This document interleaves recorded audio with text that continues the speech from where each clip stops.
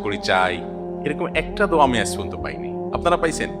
কিন্তু একটা দোয়া পাইছি বারবার বিভিন্ন ভাবে। নবী সাল্লাল্লাহু আলাইহি ওয়াসাল্লাম আল্লাহর কাছে গেছেন, এটা কি তিনি আল্লাহর কাছে দোয়া করেছেন। এই দোয়াটা বিভিন্ন ভাবে করেছেন।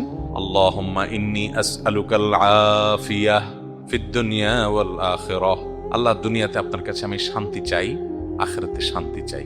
আমি যাকে মনে করছি এর সাথে আমার শান্তি হবে, এটা না হয় অন্য কোনো জায়গা হতে পারে, যেখানে শান্তি হবে ওখানে আল্লাহ আপনি আমাকে নিয়ে যান।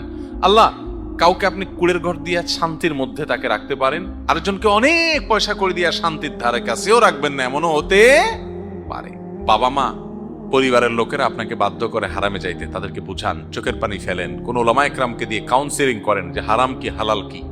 হারামে শান্তি নাই, হালালে শান্তি আছে, তাদেরকে বুঝান যে শান্তিটা দিন শেষে দরকার। আমি হারামে যাব না, আমি ওই প্রতিযোগিতা করব না যে তার আরেকজনের ছেলে লাখ লাখ টাকা কোটি কোটি টাকা বানায়, আমি কম্পিটিশনে যাব না। আমি সততার কম্পিটিশনে থাকবো।